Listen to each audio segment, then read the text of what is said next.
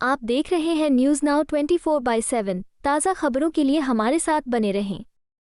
उत्तर प्रदेश के प्रयागराज में एक सार्वजनिक रैली को संबोधित करते हुए यूपी के सीएम योगी आदित्यनाथ ने कहा, 500 साल के इंतजार के बाद अयोध्या में एक भव्य मंदिर बनाया गया है। क्या कांग्रेस और समाजवादी पार्टी के लोग तीर्थ स्थलों की देखभाल कर सकते हैं? यह उनके एजेंडे का हिस्सा भी नहीं है। पाकिस्तान को फायदा पहुंचाना, आतंकियों को बुलाना, हिंदू आस्था से खिलवाड़ करना और गरीबों की संपत्ति लूटना, ये सब उनके एजेंडे का हिस्सा है। वे विरासत कर लागू करेंगे। औरंगजेब मुगलों का सबसे क्रूर राजा था। उसने हिंदू मंदिरों को नष्ट कर दिया, अपने भाई की हत्या कर दी और अपने पिता को जेल में मार डाला। उनकी आत्मा कांग्रेस और समाजवादी पार्टी में प्रवेश कर गई है और अब वे कह रहे हैं कि वे विरासत कर लागू करेंगे और संपत्ति का आधा हिस्सा मुसलमानों को देंगे। कल्याण सिंह के निधन पर एक शब्द भी नहीं बोला, लेकिन हाल ही में एक माफिया की मौत हुई तो शोक व्यक्त करने चले गए।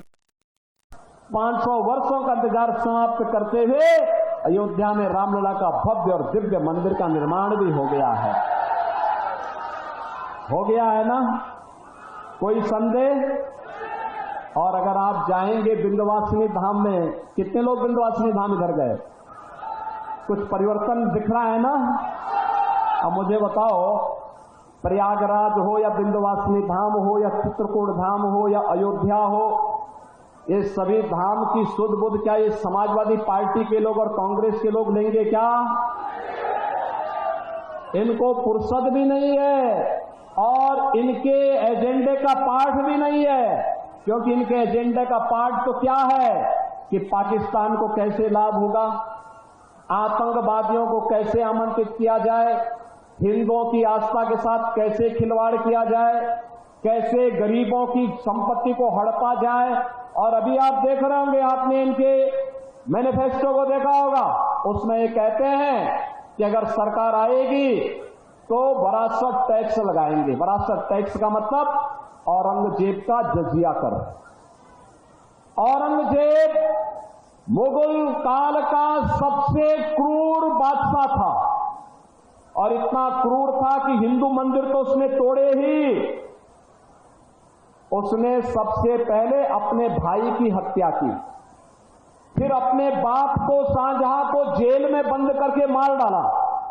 और ये लोग अब समाजवादी पार्टी और कांग्रेस के अंदर उसकी आत्मा घुस चुकी है। कह रही है हम हिंदुओं पर वरासत टैक्स लगाएंगे और वरासत टैक्स लगा करके इनकी संपत्ति में से आधा हिस्सा लेकर के मुसलमानों को बांट देंगे। क्या आप इसको स्वीकार करेंगे? क्या हिंदुस्तान स्वीकार करेगा? क्या ये नहीं स्वीकार होगा।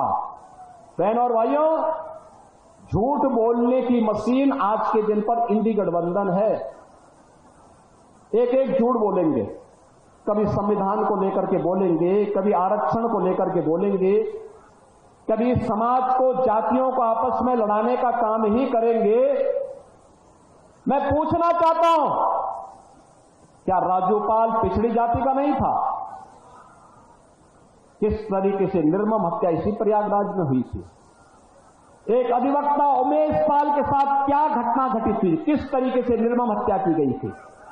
और बहनों और भाइयों, उमेश पाल की विधवा जयापाल भी इस मंच पर आई है, वो भी न्याय मांगने के लिए आई थी।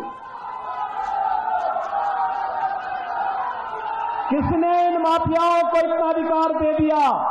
एक गरीब को, अपनी मेहनत से कमाने वाले एक गरीब को सरेआम गोली मारकर हत्या कर दे और समाजवादी पार्टी बेशर्मी के साथ इन माफियाओं को अपने गले का हार बनाती है। आप आश्चर्य कर रहे होंगे, कोई गरीब मरता है, इनकी संवेदनाएं मर जाती हैं। परम राम भक्त कल्याण सिंह जी का निधन हुआ, समाजवादी पार्टी ने संवेदना के एक भी शब्द व्यक्त नहीं किए। और बहनों और भाइयों, अभी दूसरा माफिया मरा था, उसके घर मातम मनाने पहुंच गए। उत्तर प्रदेश से खलील मलिक की खास रिपोर्ट। आपको यह वीडियो पसंद आया हो तो इसे लाइक करें, हमारे चैनल को सब्सक्राइब करें।